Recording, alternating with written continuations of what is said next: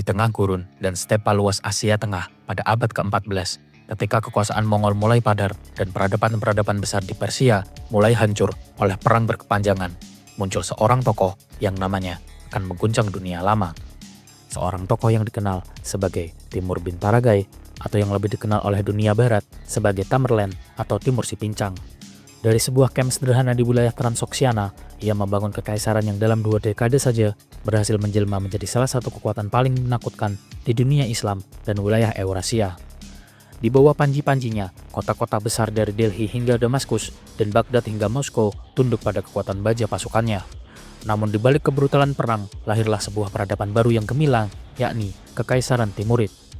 Tamerlane adalah simbol dari ambisi yang nyaris tak terbatas, di mana ia menatap dunia dengan visi ganda, yakni memadukan keagungan Mongol dengan kemegahan Islam Persia. Dari reruntuhan perang yang ia ciptakan sendiri, ia berhasil membangun kota Samarkand dan lantas menjadi permata dunia timur, penuh masjid berlapis ubin biru, menara yang megah, dan juga madrasah yang kelak menjadi mercusuar ilmu pengetahuan. Kekaisaran Timurid bukan sekedar kerajaan militer belaka, melainkan sebuah panggung di mana seni, sains, dan juga kebudayaan Persia Islam mencapai masa puncaknya. Namun di balik segala kejayaannya tersebut, bayangan kehancuran selalu mengintai kekaisaran ini. Kekaisaran yang lahir dari kekuatan satu orang pada akhirnya harus menghadapi ujian paling beratnya, yakni mempertahankan warisan tanpa sang penakluk. Asal-usul dan latar pembentukan Kekaisaran Timurid berakar pada dinamika politik dan juga sosial di wilayah Transoksiana pada paruh kedua abad ke-14. Sebuah masa ketika kekuasaan Mongol mengalami serangkaian kemunduran dan juga struktur pemerintahan di Asia Tengah berada dalam kondisi fragmentasi. Wilayah Transoksiana yang mencakup kawasan di antara Sungai Amudarya dan juga Siar Darya merupakan daerah strategis yang menjadi jalur langsung dari perdagangan penting antara dunia Islam dan juga Tiongkok. Setelah kematian Genghis Khan dan terpecahnya Kekaisaran Mongol, wilayah tersebut berada di bawah kekuasaan Khanat Chagatai, salah satu pecahan utama dari Kekaisaran Mongol. Namun, memasuki abad ke-14, kekuasaan Chagatai melemah akibat serangkaian konflik internal dan persaingan di antara bangsawan Mongol Turki lokal dan membuka peluang bagi munculnya figur-figur kuat dari kalangan militer dan juga suku-suku setempat. Di tengah situasi politik yang tidak stabil itulah muncul seorang tokoh bernama Timur bin Taragai atau Timurleng atau Tamerlane. Ia sendiri berasal dari suku Barlas, sebuah kelompok Turko-Mongol yang telah lama menetap di wilayah sekitar Kesh. Suku ini pun pada awalnya merupakan bagian dari pasukan Mongol pada masa invasi Genghis Khan. Akan tetapi, dengan seiring berjalannya waktu, mereka mengalami serangkaian proses persianisasi yang mendalam, mengadopsi bahasa dan budaya mereka, serta agama Islam yang telah mengakar kuat di Transoksiana sejak abad ke-8 Masehi. Dalam konteks sosial politik inilah, Timur tumbuh di tengah perpaduan antara tradisi militer stepa dan juga budaya urban Persia Islam. Timur sendiri memulai masa karirnya sebagai seorang pemimpin militer lokal yang bersekutu dengan penguasa Transoksiana, yakni Amar Khazagan, salah satu amir terbesar yang sempat memegang kendali atas wilayah tersebut setelah runtuhnya otoritas Chagatai Khan. Setelah Khazagan terbunuh pada tahun 1358, Transoksiana kembali terjerumus dalam serangkaian kekacauan. Timurlane pun lantas memanfaatkan kekosongan tersebut dengan menggabungkan kekuatan politik, militer, dan juga serangkaian pernikahan strategis di mana ia menikahi Sarai Mulk Khanum, yakni putri dari keturunan langsung Genghis Khan, sebuah langkah yang sangat penting karena memberikan legitimasi politik untuk mengklaim posisi sebagai penguasa sah di bawah simbol Kekaisaran Mongol. Meskipun Timurlane bukan keturunan langsung dari Genghis Khan, namun ia dapat mengklaim status amir yang memerintah atas nama seorang Khan boneka dari garis Chagatai, sebuah formula politik yang seringkali digunakan di wilayah Asia Tengah pasca Mongol untuk menggabungkan kekuasaan de facto dan juga legitimasi de jure.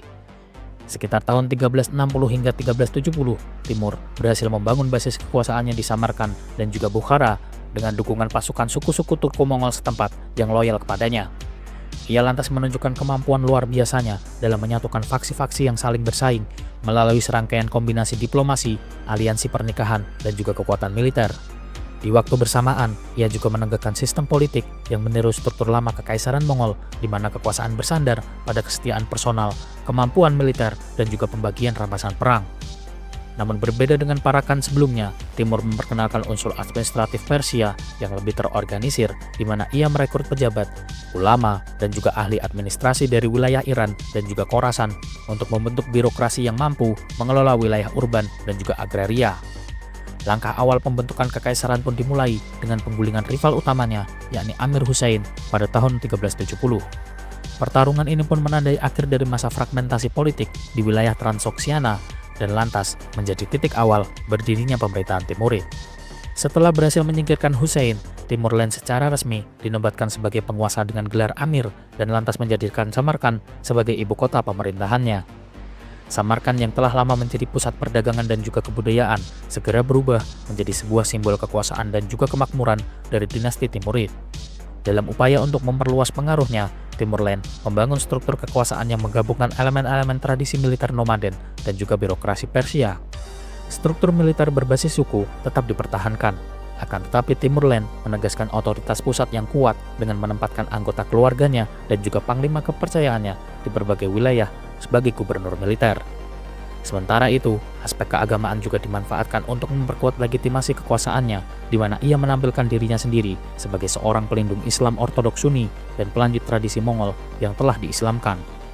Model pemerintahan tersebut lantas menjadi ciri khas dari Kekaisaran Timurid, di mana otoritas personal penguasa menjadi sebuah pusat dari seluruh mekanisme politik dan juga sosial. Selain legitimasi politik dan militer, pembentukan Kekaisaran Timurid juga dipengaruhi oleh kondisi ekonomi dan juga geografis dari Transoksiana. Wilayah ini sendiri merupakan jantung langsung dari jalur perdagangan jalur sutra yang menghubungkan dunia Islam dengan Tiongkok dan juga India.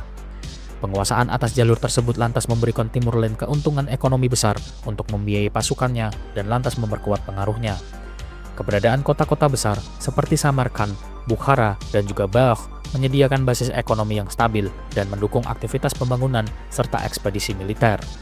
Dengan pondasi tersebut, Kekaisaran Timurid lantas terbentuk sebagai hasil dari kombinasi antara kekuatan militer, legitimasi politik melalui simbol Mongol, serta dukungan budaya dan ekonomi dari dunia Persia Islam. Struktur awal yang dibangun oleh Timur lantas menjadi pondasi utama bagi dinasti-dinasti penerusnya yang menjadikan kekaisaran ini bukan sekedar kelanjutan dari tradisi Mongol belaka, melainkan juga kelahiran kembali sistem kekuasaan baru yang berakar kuat di dunia Islam Asia Tengah. Kebangkitan serta konsolidasi kekuasaan Timurlen menandai transformasi besar dalam struktur politik Asia Tengah, di mana kekuatan militer, strategi politik, dan juga ambisi kekaisaran berpadu dalam figur tunggal seorang penakluk yang dikenal karena kebrutalan sekaligus kejeniusannya dalam bidang administrasi. Masa ini merupakan periode di mana Timurlen atau Tamerlan membangun kekuasaannya dari panglima suku lokal menjadi seorang penguasa luas yang menguasai hampir seluruh Asia Tengah, Persia, dan sebagian India serta Timur Tengah. Proses kebangkitannya tidak hanya ditentukan oleh keberanian pribadi di medan tempur, tetapi juga oleh kemampuannya dalam memanfaatkan kekacauan pasca Mongol dan menjadikan dirinya sebagai tokoh berpengaruh di wilayah yang terfragmentasi.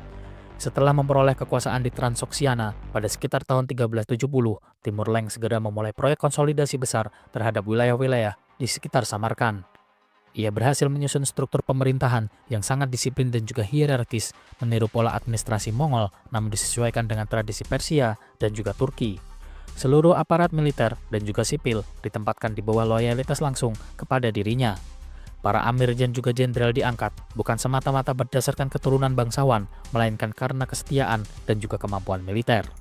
Strategi ini pun lantas efektif dalam menekan potensi pemberontakan di dalam negerinya dan lantas menciptakan basis kekuasaan yang stabil untuk ekspansi berikutnya. Untuk memperkuat kontrolnya, Timur membangun Samarkand menjadi sebuah pusat politik dan juga ekonomi baru. Ia memerintahkan pembangunan infrastruktur yang masif seperti istana, madrasah, dan juga masjid yang tidak hanya berfungsi sebagai simbol legitimasi kekuasaan saja, namun juga sebagai alat untuk menarik para ulama, seniman, dan juga pedagang dari berbagai daerah. Dengan menjadikan Samarkand sebagai pusat perdagangan jalur sutra, Timurlen menempatkan dirinya sendiri sebagai pengendali langsung dari rute ekonomi penting antara Tiongkok, Persia, dan juga dunia Islam. Langkah ini pun secara ekonomi memperkuat basis logistik militernya sekaligus meningkatkan prestise politiknya di mata dunia Islam. Setelah struktur pemerintahan dan ekonomi terkonsolidasi, Timurlen pun lantas memusatkan perhatiannya pada ekspansi politik. Ia memulai serangkaian kampanye militer besar ke wilayah-wilayah yang sebelumnya berada di bawah kekuasaan Mongol dan juga kerajaan-kerajaan Turki yang melemah. Antara periode tahun 1370 hingga tahun 1380, ia berhasil menundukkan Khwarezmia, Balkha, dan juga Herat, sebuah wilayah strategis yang lantas menjadi kunci pengendalian rute perdagangan dan juga logistik. Dalam setiap kampanyenya, Timur menegakkan pola operasi yang hampir seragam, yakni kombinasi serangan cepat, pengempungan intensif, penghancuran kota-kota yang menolak untuk tunduk padanya, dan pengangkatan kembali penguasa lokal yang bersedia tunduk di bawah kekuasaannya. Pada tahap tersebut, kekuasaan Timur Leste pun mulai menunjukkan pola yang terstruktur, di mana ia berhasil menegaskan otoritasnya, bukan melalui serangkaian aneksasi administratif secara langsung, melainkan melalui sistem patronase dan juga subordinasi militer. Setiap wilayah yang berhasil ditaklukkannya diwajibkan untuk mengirim upeti, pasukan, dan juga dukungan logistik. Para penguasa setempat diberi hak otonomi terbatas, akan tetapi seluruh keputusan strategis tetap berada di bawah Tamerlane. Pendekatan semacam ini berhasil menciptakan struktur kekuasaan semi-feodal yang sangat efektif dalam mempertahankan kontrol atas wilayah yang luas dan juga beragam etnis. Serangkaian kampanye besar berikutnya diarahkan ke Persia. Pada sekitar tahun 1381, Timur Leste melancarkan invasinya ke wilayah Khorasan dan mulai menggulingkan sisa-sisa kekuasaan dinasti Muzaffarid dan juga Jalayirid. Dalam waktu yang singkat, ia berhasil menguasai kota-kota besar seperti Herat, Isfahan, Shiraz, dan juga Tabriz, di mana di setiap wilayah yang ditaklukkannya, ia menerapkan kebijakan konsolidasi brutal, yakni pembantaian massal terhadap penduduk yang memberontak dan deportasi bagi para pengrajin ke Samarkand. Meskipun terlihat keras, namun kebijakan ini berhasil memperlihatkan bagaimana kejelian strategisnya dengan memindahkan para pengrajin dan arsitek ke jantung kekaisarannya, dan Timur lantas membangun kembali pusat-pusat ekonomi dan juga budaya di bawah kontrolnya. Periode antara tahun 1386 hingga tahun 1394, fokus konsolidasi Timur Leste bergeser ke arah barat laut dan juga selatan, di mana ia mengarahkan pasukannya melawan Kaukasus, Azerbaijan, dan juga Georgia, dan menghancurkan kekuatan lokal serta menegakkan kekuasaan penuh atas wilayah Transkaukasia. Ia juga menaklukkan sisa-sisa kekuasaan Golden Horde di wilayah Volga bagian selatan setelah berhasil mengalahkan Tokhtamas Shah Khan pada tahun 1395 dalam sebuah pertempuran besar di Sungai Terek. Kemenangan ini bukan hanya memperluas wilayah kekuasaannya semata, namun juga memastikan kendali Timur Leste atas jalur perdagangan dari Asia Tengah ke Laut Hitam. Dalam konteks strategis, penghancuran Golden Horde menjamin stabilitas bagian utara kekaisarannya dan mengamankan batas ekonomi jalur sutra. Keberhasilan militer Timur selalu diikuti dengan kebijakan administratif yang meneguhkan kontrol pusat. Ia menunjuk gubernur militer di setiap provinsi dengan pengawasan yang ketat dan menetapkan sistem perpajakan yang sudah distandarisasi. Dan selain itu, ia berhasil memperkuat posisi elit birokrasi Persia dalam struktur pemerintahannya, di mana para cendekiawan dan juga administrator Persia diberikan peran penting dalam penyusunan undang-undang, pengelolaan fiskal, dan juga diplomasi luar negeri. Serangkaian langkah tersebut membuat pemerintahan Timur Leste memiliki pondasi administratif yang jauh lebih terorganisir jika dibandingkan dengan kerajaan-kerajaan nomadik sebelumnya. Selanjutnya, Timur Leste memusatkan perhatiannya ke wilayah India. Pada tahun 1398, ia melancarkan invasi besar ke wilayah Delhi yang pada masa tersebut diperintah oleh dinasti Tughlaq. Dalam waktu yang singkat, pasukannya berhasil menyeberangi Sungai Indus, menaklukkan Punjab, dan telantas berhasil merebut Delhi. Setelah kemenangan besar tersebut, Timur lantas melakukan penghancuran besar-besaran terhadap kota, menjarah kekayaannya, dan membawa ribuan tawanan ke Samarkand. Meskipun invasi ke India tidak bertujuan untuk pendudukan permanen, namun tindakan ini meningkatkan reputasi Timur Leste sebagai seorang penakluk tak terkalahkan dan memperkuat sumber daya ekonominya secara luar biasa melalui serangkaian rampasan perang. Usai kembali dari India, Timur mengarahkan kebijakannya ke wilayah barat, melawan kekuatan Turki Utsmani dan Mesir Mamluk yang mulai berkembang di wilayah Anatolia dan juga Syam. Dalam kurun waktu 2 tahun, dari tahun 1400 hingga tahun 1402, ia berhasil menaklukkan Aleppo, Damaskus, Baghdad, dan kemudian menundukkan sebagian besar Anatolia. Puncak dari serangkaian kampanye barat ini terjadi pada pertempuran Ankara pada tahun 1402, ketika Timur berhasil mengalahkan Sultan Bayezid pertama dari Kesultanan Utsmani. Kemenangan tersebut tidak hanya menghancurkan struktur kekuasaan Utsmani sementara waktu, namun juga berhasil menempatkan Timur Leste sebagai seorang penguasa terkuat di seluruh wilayah Asia Barat. Di balik seluruh ekspedisi militernya, Timur Leste menerapkan sistem kontrol internal yang sangat disiplin. Ia membangun jaringan intelijen dan pengawasan di seluruh kekaisaran, memastikan setiap pejabat dan jenderal tetap setia padanya, dan setiap tanda ketidaktaatan akan segera dibalas dengan tindakan kekerasan. Namun di sisi lain, ia berhasil memberikan penghargaan besar bagi kesetiaan dan juga keberhasilan. Distribusi tanah atau ekta menjadi instrumen penting dalam menjaga stabilitas sosial militer, di mana para pejabat diberikan hak untuk memungut pajak sebagai imbalan atas jasa-jasa mereka. Secara sosial ekonomi, Timurland juga berusaha untuk menjaga keseimbangan antara kekuatan militer dan juga kegiatan sipil. Ia berhasil memulihkan jaringan irigasi di Transoksiana, memperbaiki jalan-jalan dagang, dan juga menstimulasi perdagangan internasional dengan menjamin keamanan para kafilah yang lewat. Pembangunan infrastruktur di Samarkand dan juga Bukhara menjadi simbol konsolidasi ekonomi dan juga politik kekaisarannya. Para pedagang dari wilayah India, Persia, dan juga Tiongkok berdatangan dan lantas mengubah Samarkand menjadi salah satu kota terkaya dan juga terindah di dunia pada masa tersebut. Kebangkitan Timur Leng juga bersifat ideologis, di mana ia memproyeksikan dirinya sendiri sebagai pelindung Islam Ortodoks sekaligus penerus spiritual dari warisan Mongol. Dengan cara tersebut, ia memperoleh legitimasi ganda, yakni dari dunia Islam sebagai pembela Ortodoks dan dari tradisi Turko-Mongol sebagai pewaris penakluk besar.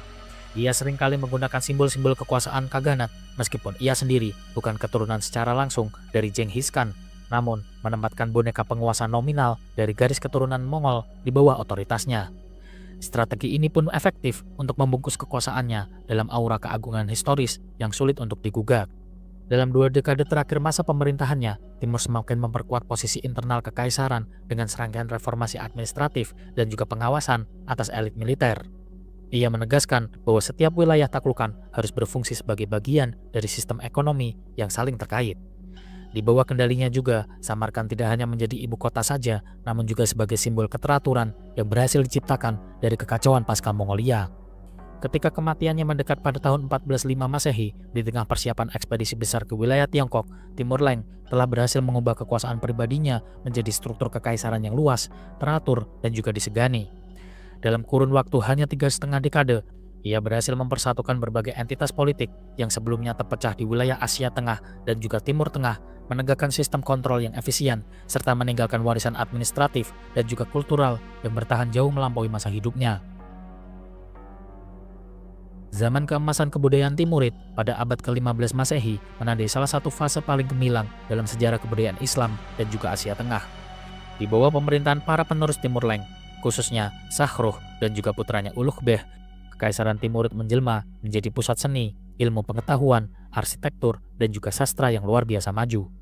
Kejayaan budaya ini tidak hanya berakar pada warisan Persia dan Mongol, tetapi juga menjadi landasan bagi perkembangan peradaban Islam dan Asia Tengah setelahnya, termasuk pengaruh besarnya terhadap Kekaisaran Mughal di India. Pada abad ke-15 Masehi, 2 kota utama kekaisaran, yakni Samarkand dan juga Herat, menjadi poros utama dalam kemajuan intelektual. Samarkand di bawah Ulughbek berhasil menjelma menjadi salah satu pusat sains terpenting di dunia Islam. Ulughbek merupakan cucu dari Timur Leng, bukan hanya penguasa tetapi juga ilmuwan terbesar di bidang astronomi dan juga matematika. Ia mendirikan Madrasah Ulughbek di Registان Square pada sekitar tahun 1417 hingga tahun 1420 Masehi yang berfungsi tidak hanya sebagai tempat pendidikan agama semata, namun juga sebagai pusat pengkajian ilmu eksak. Karya paling monumental dari periode ini adalah pembangunan Observatorium Ulughbek di Samarkand pada sekitar tahun 1420-an. Observatorium ini merupakan salah satu yang terbesar dan paling canggih pada masanya, dan di sini Ulughbek bersama para astronom seperti Khadizadeh Al-Rumi, Ali Khusiji, dan Giyad Al-Adin Al-Kasi melakukan pengamatan sistematis terhadap bintang dan juga planet. Hasil kerja mereka pun lantas dituangkan dalam sebuah karya besar bernama Ziji Sultani, sebuah katalog bintang yang mengandung data lebih akurat daripada katalog Ptolemaios di periode sebelumnya. Sementara itu, Herat di bawah pemerintahan Shahruh dan permaisurinya Gahwarsat menjadi pusat kesenian, arsitektur, dan juga sastra. Di kota tersebut berdiri banyak madrasah, perpustakaan, dan bengkel seni yang mendukung lahirnya seniman-seniman besar. Herat bahkan dijuluki sebagai sebuah Baghdad baru karena menjadi tempat berkumpulnya ulama, penyair, dan juga pelukis dari seluruh wilayah Islam. Zaman keemasan tersebut juga dikenal dengan kemajuan luar biasa dalam seni lukis miniatur dan iluminasi manuskrip. Herat menjadi pusat utama seni miniatur Persia dengan tokoh paling terkenalnya yaitu Kamaluddin Behzad yang dianggap sebagai pelukis terbesar dalam sejarah Islam abad pertengahan. Behzad dan para pelukis Herat mengembangkan gaya baru yang menekankan kehalusan detail, harmoni warna, dan keseimbangan antara keindahan estetika dan juga narasi moral. Lukisan-lukisan miniatur dalam naskah-naskah seperti Kamsa karya Nizami dan Shahnameh karya Firdausi mencapai tingkat artistik tertinggi. Dalam bengkel istana Herat, ilustrator, penyalin, dan juga penjilid bekerja bersama-sama secara terkoordinasi. Perpaduan antara seni kaligrafi, ornamen geometris, dan juga ilustrasi figuratif menghasilkan manuskrip-manuskrip mewah yang disimpan dalam perpustakaan kerajaan. Seni miniatur Timurid ini kemudian menjadikan dasar bagi mazhab miniatur Herat yang kelak mempengaruhi seni Mughal di India dan juga Safawi di Persia. Dalam bidang arsitektur, dinasti Timurid melanjutkan tradisi monumental yang telah dimulai oleh Timur Leng, namun dengan gaya artistik yang lebih halus dan juga penuh keindahan. Arsitektur Timurid abad ke-15 mencapai masa puncaknya di bawah Shahrukh dan juga Ulugh Beg dengan munculnya bangunan-bangunan megah yang menggabungkan proporsi simetris, kubah besar berlapis ubin, serta menara ramping berhiaskan kaligrafi. Ciri khas arsitektur dari Timurid adalah penggunaan kubah ganda berlapis berwarna biru turkois yang menjadi ikon kota-kota di Asia Tengah. Kompleks Registan di Samarkand, Madrasah Ulugh Beg, Masjid Bibi Khanum, dan juga makam Gur-e-Amir adalah contoh terbaik dari kejayaan arsitektur ini. Di Herat, dibangun Masjid Jami Herat, Madrasah Gawhar Saad, dan juga makam Gawhar Saad Begum yang kesemuanya berhasil memperlihatkan bagaimana kemegahan arsitektur dengan ubin mozaik berwarna biru, hijau, dan juga emas yang disusun sedemikian rupa membentuk pola geometris dan juga kaligrafi yang indah. Pola dekoratif ini melambangkan penyatuan antara nilai spiritual Islam dan keindahan artistik yang mendalam. Para arsitek Timurid juga memperkenalkan sistem mukornas atau hiasan berlapis menyerupai sarang lebah dan kubah bersusun yang kemudian diadopsi oleh arsitek Safawi dan juga Mughal. Inovasi teknik dan estetika ini lantas menjadikan warisan monumental yang masih dapat disaksikan hingga masa kini di wilayah Asia Tengah. Selain seni lukis dan sastra, kemajuan budaya Timurid juga tercermin dalam musik dan kaligrafi. Musik istana berkembang dengan pesat dengan penggunaan alat musik petik, tiup, dan juga perkusi yang disempurnakan dari tradisi Persia dan juga Turki lama. Para musisi istana memainkan komposisi yang diatur sedemikian rupa secara sistematis maupun matematis berdasarkan teori nada yang dikembangkan dari filsafat Yunani dan juga Islam.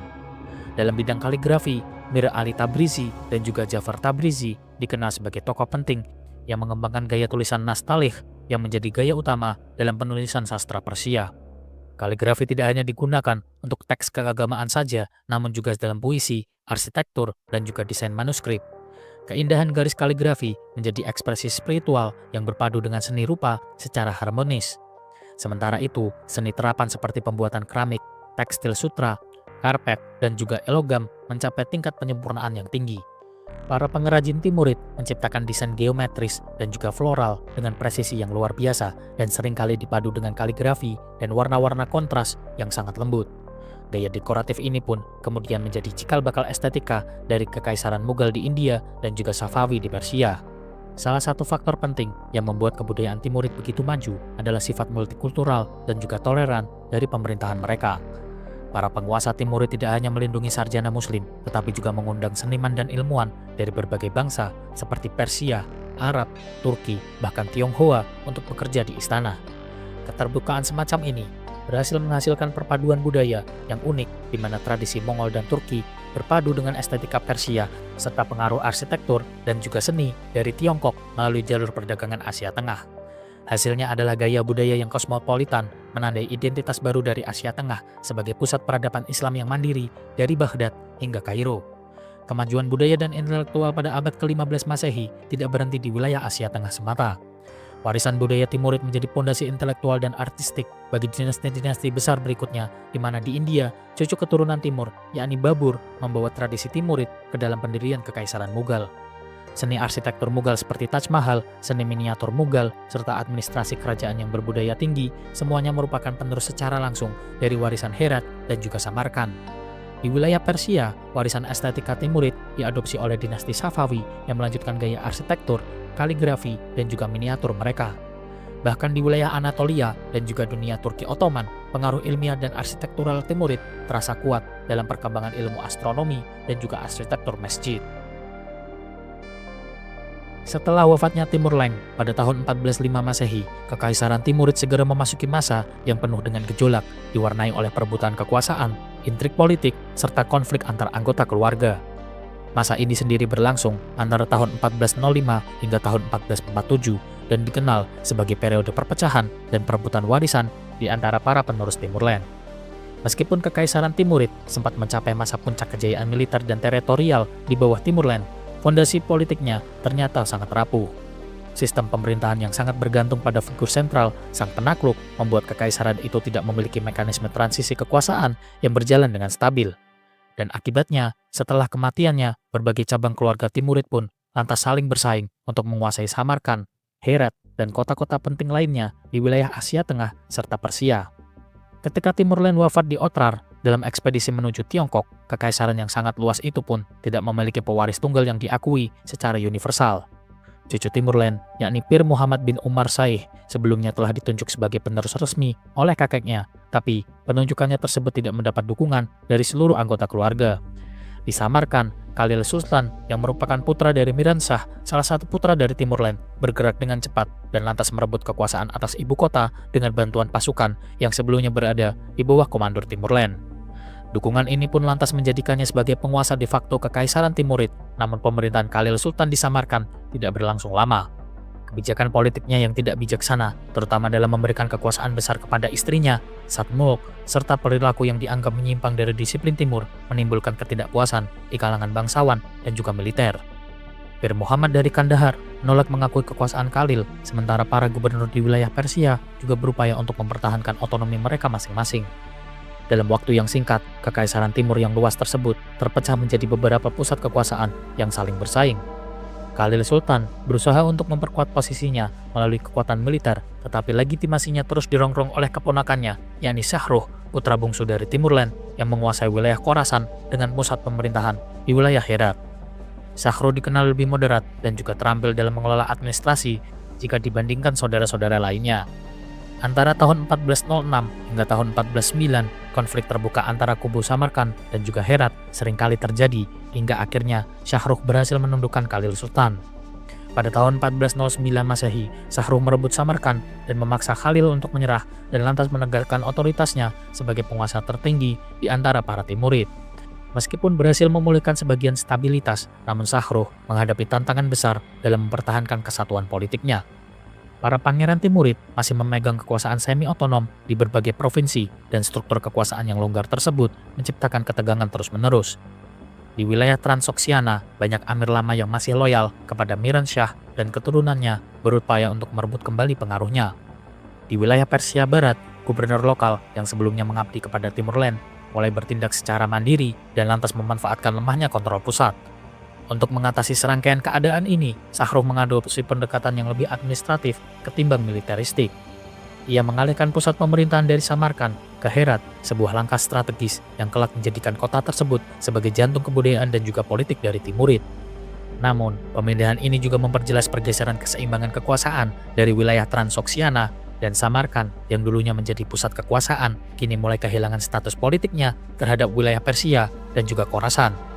Kebijakan ini pun lantas menimbulkan kekecewaan di antara faksi-faksi yang merasa dirugikan, terutama di kalangan bangsawan Samarkand yang melihat dominasi Herat sebagai ancaman langsung terhadap posisi mereka. Meskipun Shahruh berhasil memegang kendali relatif di Herat, namun wilayah Transoksiana tetap menjadi sumber ketidakstabilan. Di sana, para keturunan Miran Shah termasuk Ulugh Beh memainkan peranan yang penting.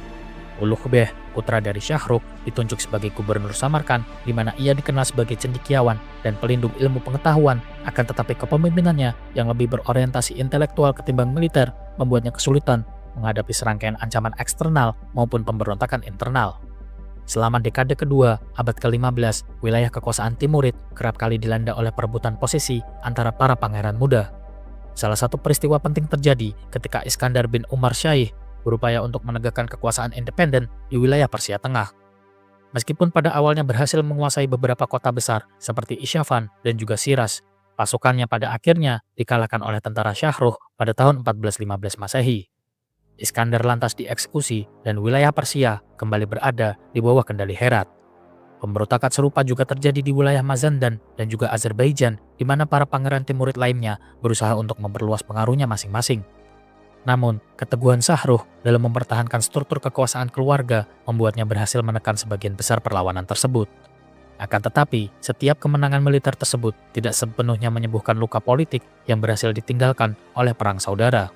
Masing-masing dari cabang keluarga Timurid tetap menaruh ambisi untuk menguasai seluruh kekaisaran, di mana periode ini pun lantas menandai fase penataan ulang dalam dinasti Timurid. Shahruh berupaya untuk memperkuat sistem suksesi agar tidak terulang kembali kekacauan setelah kematian ayahnya. Ia lantas menempatkan Uluh Beg sebagai wali sah di wilayah Samarkand dan menyerahkan berbagai wilayah lainnya kepada cucu-cucunya dengan tujuan menjaga keseimbangan antara faksi keluarga. Namun langkah ini justru menciptakan garis-garis perpecahan baru karena setiap cabang keluarga memiliki wilayah dan pasukan mereka sendiri yang kelak menjadi basis konflik. Sementara itu, Uluh Beg semakin menonjol bukan karena keahliannya dalam bidang politik, melainkan dalam bidang astronomi dan juga ilmu pengetahuan. Pendirian Observatorium Samarkand di bawah pengawasannya menandai puncak kemajuan intelektual Timurid, tetapi dalam konteks politik, hal ini memperlihatkan pergeseran fokus dari ekspansi wilayah ke stabilitas budaya. Meskipun demikian, perhatian yang terlalu besar terhadap kegiatan ilmiah menyebabkan ia dianggap kurang tegas oleh sebagian bangsawan militer yang menginginkan kepemimpinan kuat seperti Timur Lain dahulu. Selama periode tersebut, muncul perbedaan orientasi antara pusat Herat yang cenderung administratif dan Samarkand yang masih menyimpan idealisme militer lama. Ketegangan politik antara keduanya terus meningkat seiring dengan bertambahnya usia Shahruh yang mulai kehilangan pengaruh langsung terhadap para pangeran muda. Menjelang masa akhir pemerintahannya, Shahruh menghadapi krisis pewarisan yang semakin kompleks di mana cucu-cucunya mulai menunjukkan ambisi besar untuk menjadi penerus utama. Persaingan paling menonjol muncul antara Uluh Beg di Samarkand dan juga Baysunggur di wilayah Herat. Meskipun keduanya adalah anak dari Shahruh, namun kedudukan politik mereka berbeda, di mana Baysunggur memiliki reputasi sebagai pelindung seni dan kebudayaan, sedangkan Uluh Beg memiliki legitimasi administratif yang lebih kuat. Ketika Baysunggur wafat pada tahun 1433 Masehi, keseimbangan internal dalam keluarga Timurid mulai tergoncang dan keturunan Baysunggur terutama putranya Ala al-Daula yang kemudian menjadi aktor penting dalam konflik pewarisan setelah kematian Shahruh. Dalam dekade terakhir masa pemerintahannya, Shahruh semakin sulit untuk menahan ambisi para cucunya yang masing-masing didukung oleh faksi bangsawan dan militer yang berbeda. Situasi ini pun semakin memanas setelah kematian istri Shahruh, yakni Gauhar Shad, yang selama bertahun-tahun berperan sebagai mediator antara berbagai cabang keluarga. Setelah kepergiannya, intrik di Istana Herat pun meningkat dengan drastis. Shahruh yang sudah tua harus berulang kali memimpin ekspedisi militer untuk menenangkan pemberontakan cucu-cucunya, terutama di wilayah Iran bagian barat dan juga Transoksiana. Pada sekitar tahun 1446 Masehi, Shahruh memimpin ekspedisi terakhirnya menuju wilayah barat yang dilanda kekacauan akibat pemberontakan dari Alaud-Daula.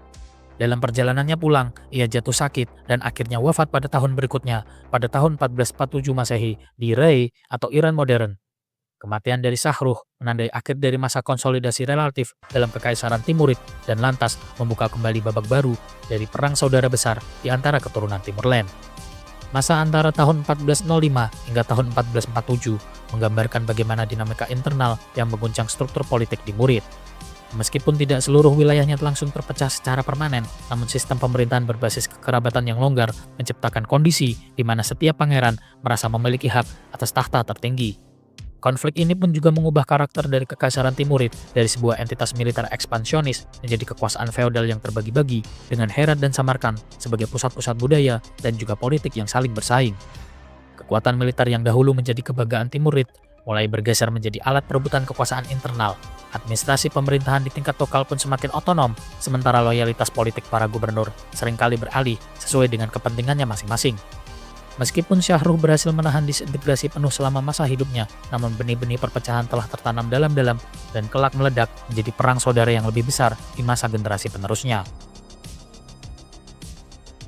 Sepanjang periode antara tahun 1447 hingga tahun 1507 merupakan masa kemunduran dan juga disintegrasi Kekaisaran Timurid ketika struktur politik, ekonomi, dan juga sosial yang dibangun pada masa-masa sebelumnya mengalami pelemahan bertahap hingga pada akhirnya runtuh sepenuhnya. Setelah kematian penguasa bijaksana seperti Shahruh, kekuasaan kehilangan figur pemersatu yang mampu menjaga keseimbangan antara berbagai cabang keluarga dan juga wilayah kekuasaan. Tanpa kepemimpinan yang kuat dan sistem suksesi yang jelas, kekuasaan Timurid pun terpecah ke dalam serangkaian perang saudara yang melemahkan pondasi pemerintahan. Salah satu penyebab utama dari kemunduran Timurid adalah krisis suksesi. Setelah wafatnya Shahruh pada tahun 1447, para keturunan Timurid saling memperebutkan tahta, terutama di wilayah Khorasan, Transoksiana, dan juga Persia. Tokoh-tokoh penting seperti Uluh Beg, Abu Said Mirza, dan Sultan Ahmad Mirza terlibat dalam konflik internal yang berkepanjangan. Kekuasaan yang semula terpusat di tangan seorang sultan berubah menjadi kekuasaan regional di bawah para pangeran yang bertindak semi-independen. Serangkaian fragmentasi politik ini pun membuat kekaisaran sulit untuk mempertahankan kontrol atas wilayah luas dan menurunkan efektivitas administrasi pusat. Krisis politik tersebut pun diperburuk dengan kemunduran ekonomi dan juga perdagangan. Perang internal menyebabkan kerusakan infrastruktur dan menurunnya keamanan di jalur-jalur dagang Asia Tengah, terutama di sepanjang jalur Sutra yang menjadi sumber pendapatan utama bagi kota-kota penting seperti Samarkand dan juga Herat. Pajak yang tinggi untuk membiayai peperangan memperlemah sektor pertanian dan mendorong migrasi penduduk dari kawasan produktif. Seiring dengan berkurangnya perdagangan internasional akibat pergeseran jalur dagang ke arah laut, ekonomi Timurid pun semakin bergantung pada sumber daya lokal yang menurun kualitasnya. Dalam bidang militer, kekaisaran menghadapi penurunan kekuatan dan juga moral pasukan.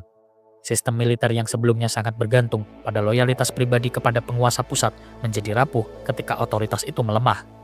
Pasukan mulai lebih setia kepada para pangeran lokal dibandingkan kepada sultan utamanya. Reformasi militer tidak dilakukan secara efektif, sementara teknologi senjata api yang mulai digunakan di kawasan lain tidak segera diadopsi secara luas oleh pasukan Timurid. Kondisi tersebut pun lantas membuat mereka kesulitan dalam menghadapi kekuatan baru yang muncul di sekitarnya, seperti suku-suku Uzbek di wilayah utara dan konfederasi Turk di wilayah barat. Faktor eksternal memiliki peranan besar dalam mempercepat disintegrasi ini. Di wilayah Persia dan Mesopotamia, kekuasaan Timurid perlahan digantikan oleh dinasti Karakhoyunlu yang kemudian disusul oleh Akyokhoyunlu, dua konfederasi Turkmen yang memanfaatkan lemahnya kontrol administratif Timurid. Di Transoksiana, muncul ancaman serius dari suku Uzbek di bawah pimpinan Muhammad Shabibani Khan yang berhasil mempersatukan kelompok nomaden di stepa dan menekan wilayah-wilayah penting Timurid dari wilayah utara.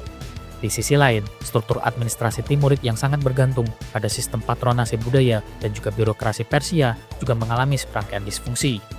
Para pejabat sipil dan ulama yang selama ini menjadi pendukung kekuasaan pun kehilangan sumber dana dan perlindungan politik akibat melemahnya pusat pemerintahan.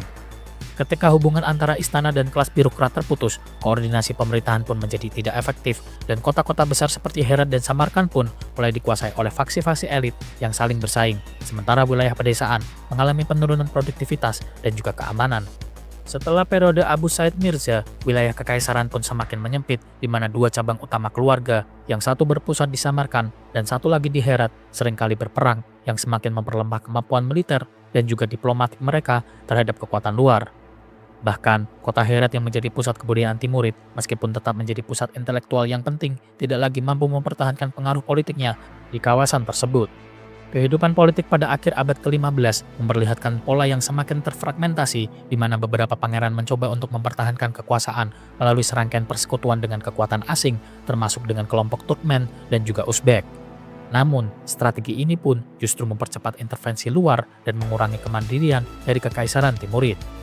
Ketergantungan pada kekuatan militer bayaran dan tidak adanya sistem birokrasi yang solid menyebabkan proses pemerintahan bersifat tidak stabil, di mana kemunduran moral dan juga ideologis juga ikut memperburuk situasi. Setelah generasi awal yang kuat secara politik dan militer, para penerus Timurid lebih berfokus pada kegiatan budaya dan intelektual dibanding memperkuat struktur pemerintahan. Meskipun menghasilkan warisan budaya yang luar biasa, kondisi ini membuat kekaisaran kehilangan orientasi politik yang tegas. Para penguasa lebih berperan sebagai pelindung seni dan sastra dibanding sebagai pemimpin militer dan administratif, dan akibatnya wilayah kekuasaan pun berkurang secara bertahap karena tidak ada kebijakan militer yang konsisten untuk mempertahankan perbatasan. Puncak serangkaian disintegritas terjadi ketika kekuasaan Uzbek di bawah Shaibani Khan menaklukkan Bukhara, Samarkand, dan pada akhirnya Herat pada tahun 1500 hingga tahun 1507 Masehi. Penaklukan ini pun menandai berakhirnya kontrol Timurid atas Transoksiana dan juga wilayah Khorasan, di mana sebagian kecil keturunan Timurid lantas melarikan diri ke Afghanistan dan India, membawa serta tradisi budaya dan juga administrasi mereka. Dengan jatuhnya kota Herat, struktur politik kekaisaran Timurid pun secara efektif lenyap dan lantas digantikan oleh dominasi Uzbek di wilayah Asia Tengah.